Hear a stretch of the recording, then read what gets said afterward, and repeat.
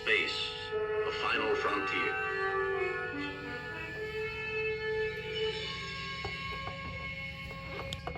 These are the voyages of the starship Enterprise. Hello, Trekkie Dave here. So today I am going to be doing episode 29, okay? And episode 28 that I just did earlier today was my favorite films of 2021. This episode is going to be my favorite television series of 2021. Okay, so that picture that I just showed, or that my wife Julie showed, the person sitting next to me is my sister Shelley, and I wanted to tell a quick story about her that I just think is funny. So I've been waiting for a Star Wars video in order to tell this story because it's Star Wars related and there's Star Wars content in this video. So the story that I wanted to tell you guys about, because I've always found this just to be really funny, and Shelley and I have joked about it. But back when we were kids, so in 1977, I would have been 7 years old, I guess, and Shelley would have been 12 years old. And on that Friday, or on the Friday, the original Star Wars movie came out, okay? And on the Saturday, our neighbor Bob, our next door neighbor, came over to talk to my mom because he had seen Star Wars on the opening night, the night before.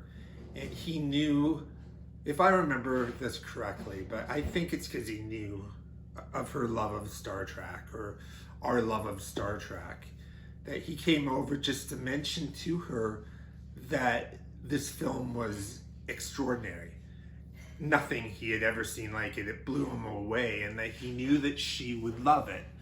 So anyways, my mom ended up getting my sister and I think if I remember correctly, my mom woke Shelley up and we ended up walking to the bus because my mom didn't drive, and we took the bus from Deep Cove all the way into Vancouver to go see Star Wars. I didn't even know what Star Wars was. I had not heard anything about this film. As far as I remember, there was no hype about this film. I didn't know anything about it. I didn't even see the poster for the film until we arrived at the theater, and I remember looking at the poster, and it's the one of Luke holding the lightsaber with Princess Leia beside him, and the droids and Tatooine and the Death Star and Vader and the X-Wing, or the X-Wings. And the poster immediately enticed me. I'm like, wow, what is this? Because as a kid that was obsessed by, Star Trek, and that was really the only science fiction at that time, the poster alone blew my mind. But the story that I wanted to say, because I think it's so funny, is the theater was packed, completely packed theater, and my sister slept through Star Wars. She hated it. She absolutely hated this amazing, iconic, once-in-a-lifetime film. So it's a loud theater. People are cheering. I mean, this was such an amazing film. My sister slept through the entire film, and when we left the theater, as a 7-year-old, I was all giddy and so excited, swoop in the air. And my sister, my mom's like, "What did you think?" And my sister's like, "Oh, I hated it. It was stupid." She slept through the entire film, and she bugged me about loving Star Wars for years. And I bugged her that you actually fell asleep. This is like an iconic moment, seeing Star Wars for the first time. And my dumbass sister slept through the entire film and hated it. It blew my mind. Anyways, Shelley, when I got sick, Shelley and her husband came to visit us, and I just asked her if she was okay if I told that story, and of course she remembered it and stuff. And she still thinks it's funny to this day. I think it was partly to bug me that she acted like she hated it so much. But yeah, she actually slept through Star Wars. I never heard of such a thing. It's absolutely crazy. Okay, so let's begin the video. So like I did with my movies, I'm breaking my favorite TV series for 2021 into 2 tiers. Okay, so the first tier are my 2 favorite series, and I'll tell you what I love so much about them. The other 3 are second tier. I loved, but not to the level that I love the first tier. So like I did with the movies, I'll tell you the first 2 first, the top tier, and then I'll go over what I love about them, okay? So number 1 for me, by far, which I think was such an exceptional piece of television this year, was Disney Plus's Marvel's Falcon and the Winter Soldier Season 1. Okay? So what I love so much about this series is how risky it was. You can't talk about this series without talking politics, because this series took such a major risk.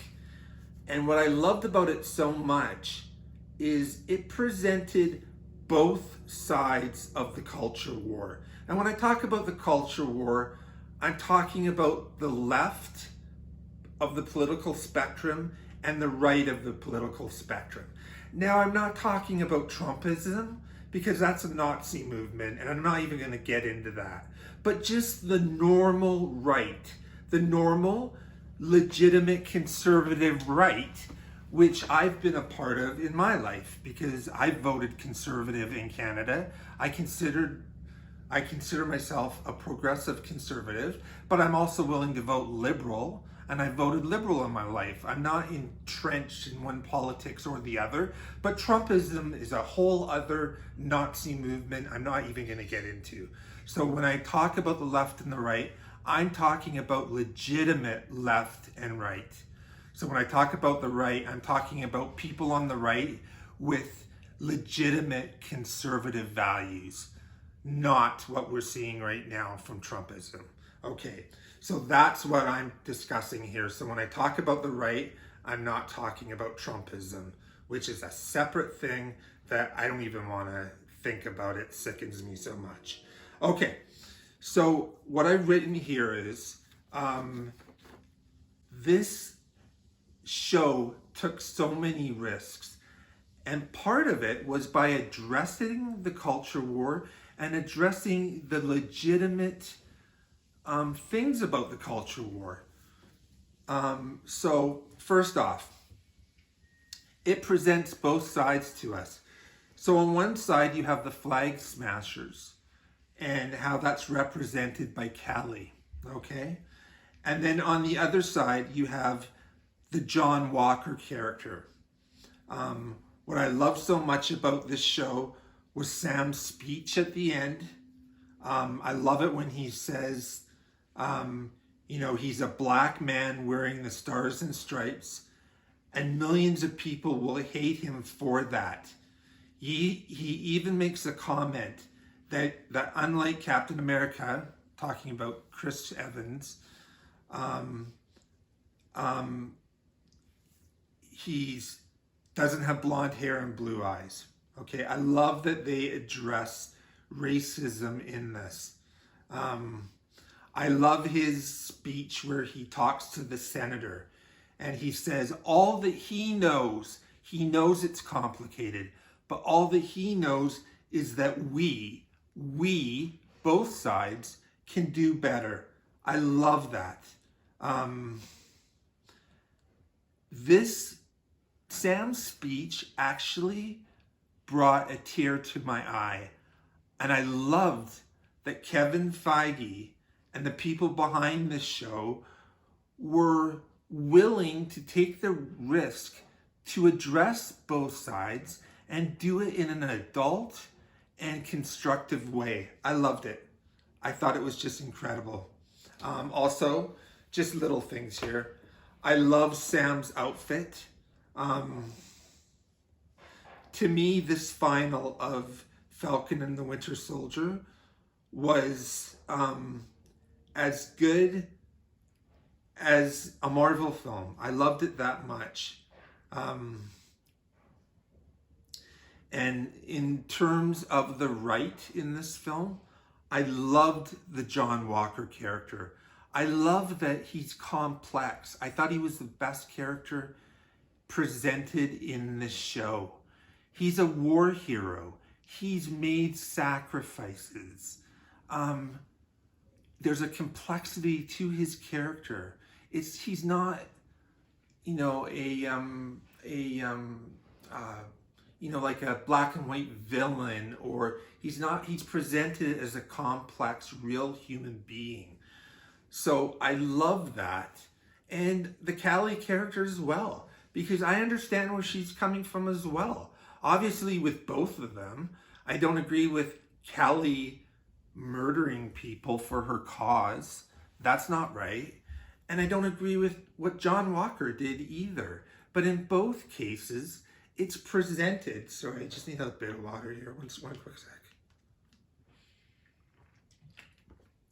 It's presented in such a way that you can actually kind of relate the lead up to what Callie does and her frustration by not being able to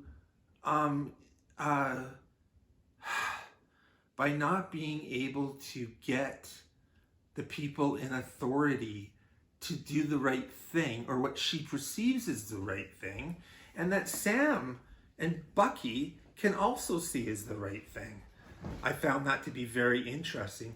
And same with the John Walker character. The Flag Smashers kill his best friend.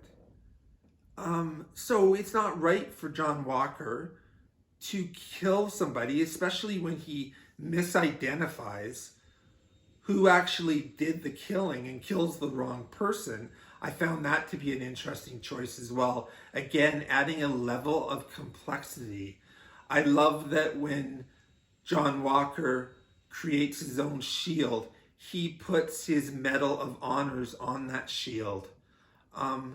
There's just a complexity to this show and a risk to the show that really surprised me. And again, the best characters, Callie, John Walker.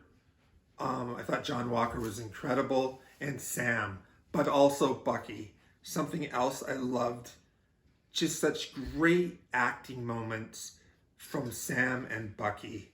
I love their relationship. I love that this story explored, to me, the deeper themes were racism, nationalism, and privilege.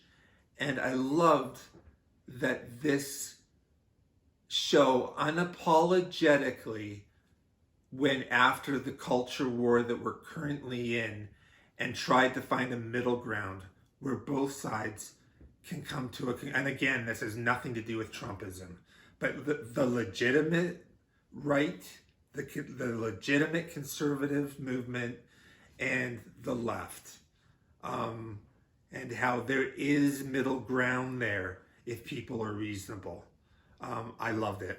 So anyways, to me, Falcon and the Winter Soldier was by far the best television show. You just don't understand.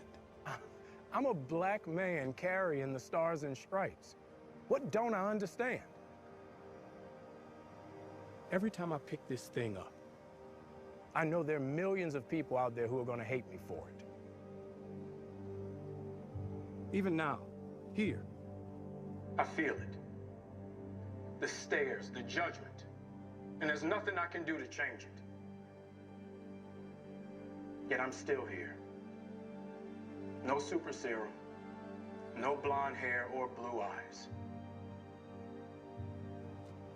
The only power I have is that I believe we can do better. We can't demand that people step up and we don't meet them halfway. You control the banks. Shit, you can move borders. You can knock down a forest with the email. You can feed 1 million people with the phone call. But the question is, who's in the room with you when you're making those decisions? Is it the people you're going to impact? Or is it just more people like you?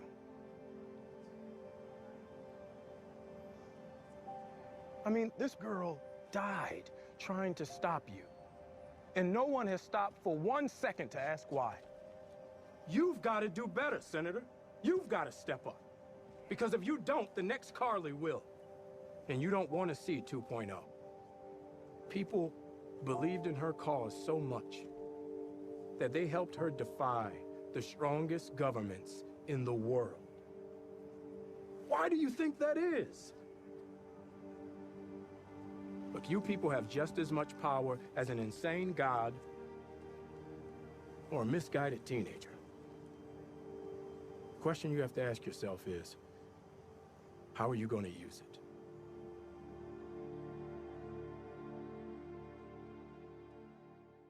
Okay, so the number 2 television show on my list, and this would be top tier, is Lower Decks Season 2. Okay? And the creator of that show is Mike McMahon. And to me, what I love so much about this show is the way that Mike is redefining Star Trek. And part of that, in my opinion, is making Star Trek fun again and putting his voice into Star Trek. So what I see from Mike is that he's respecting the canon, but he's also expanding on the Trek universe. The final 3 episodes of Season 2 are, in my opinion, the best Trek we've gotten in 40 years. And I already discussed this on a previous video, but I feel like Mike's doing a similar thing to what Nicholas Meyer did with Star Trek II, The Wrath of Khan, where he's putting his voice into Star Trek and he's making Star Trek better. Okay? And I think that his influence is being shown in shows like Discovery. I think he's changing Trek in a better way forever. Okay? So that's number 2, which is Lower Decks. Other Klingons have tried to sabotage peace before. They failed. I will not! They will write songs of me this day!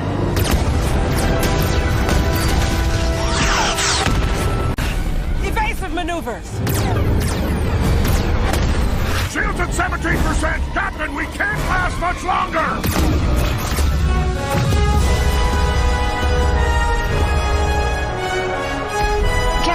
We are being fired upon by Klingons and Peklins. Curious. Shields to maximum power.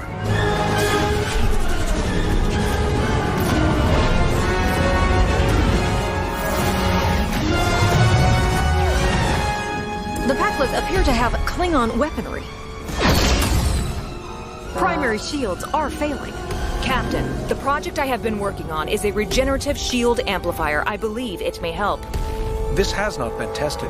If it damages the coupling, we would be left unprotected. It is logical to use it now, considering there are no alternatives.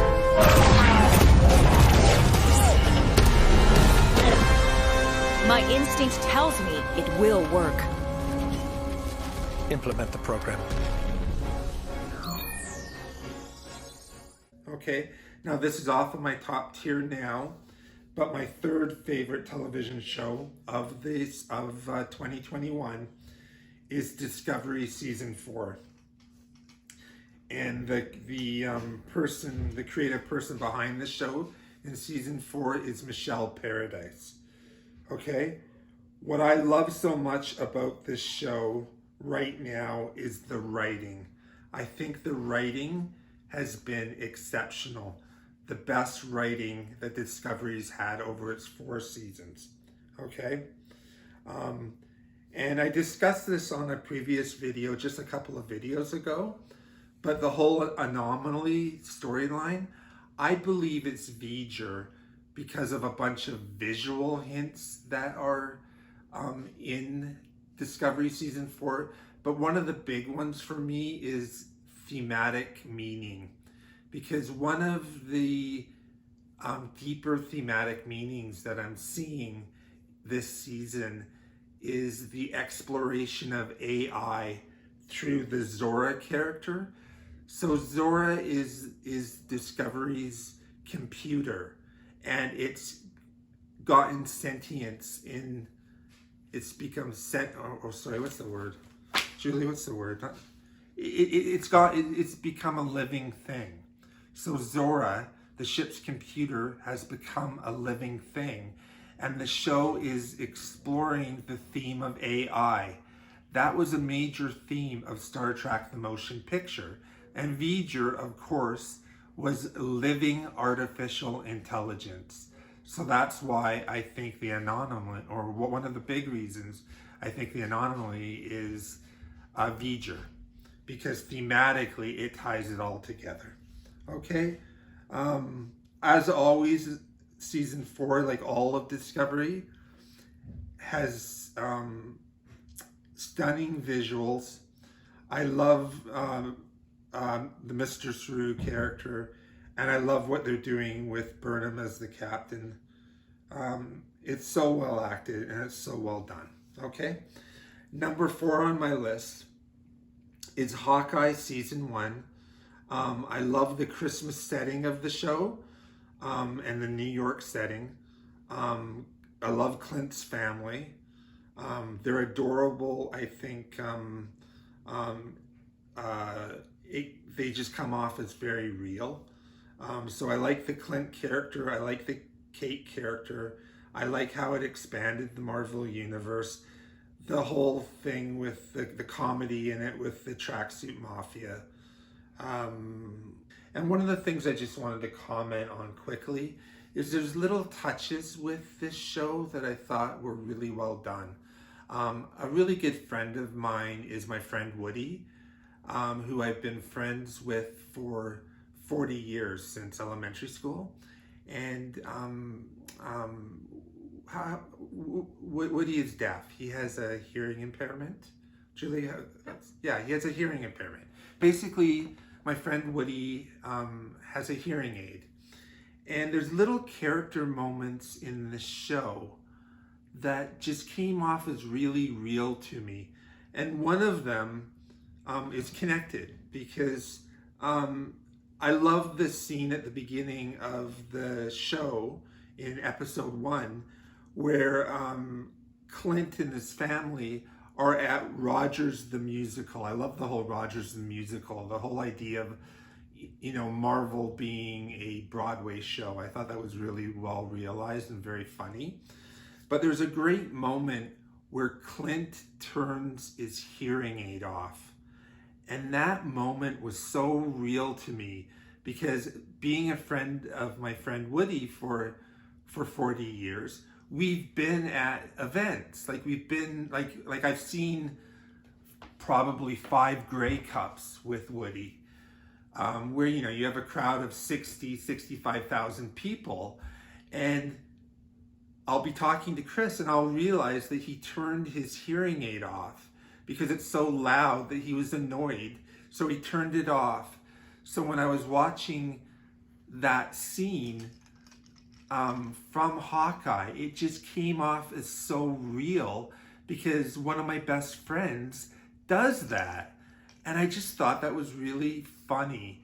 So I'd say that whoever wrote that has a deaf friend or is deaf themselves. I just love that. And it just gave a realness to it and a personal touch that I appreciated.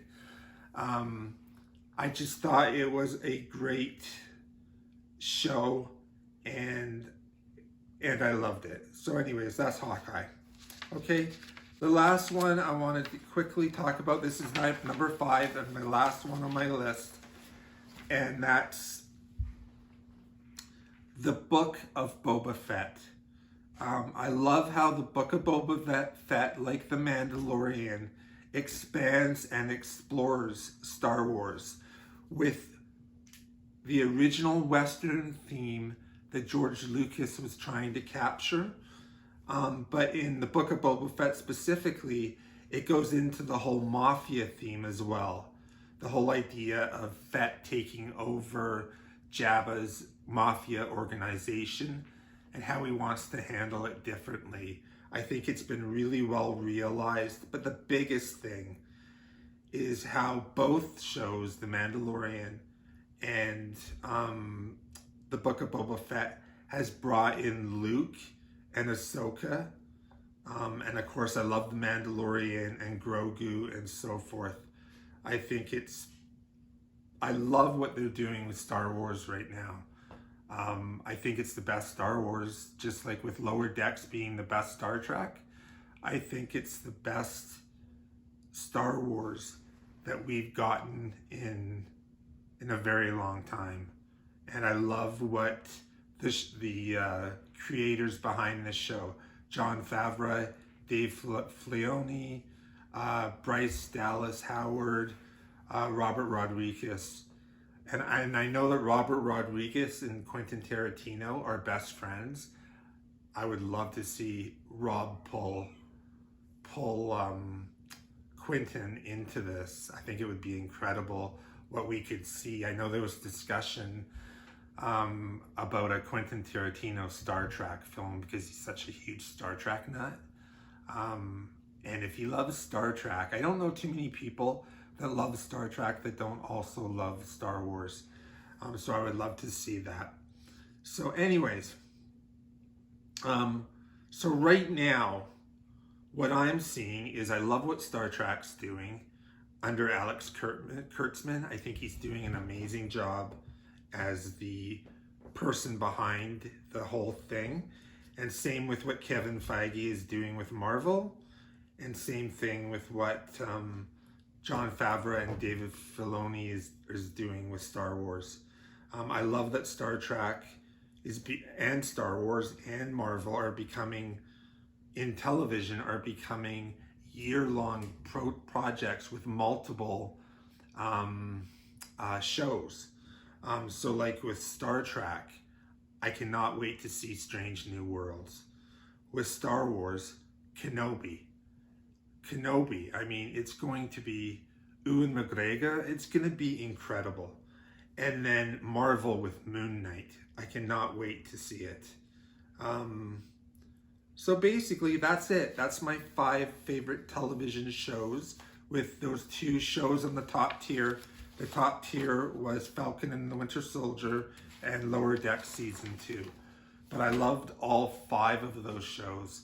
I think we're in, how would I describe it, with all of those franchises, which are all my favorite franchises, I think we're in a golden era of Star Trek, Star Wars, and Marvel.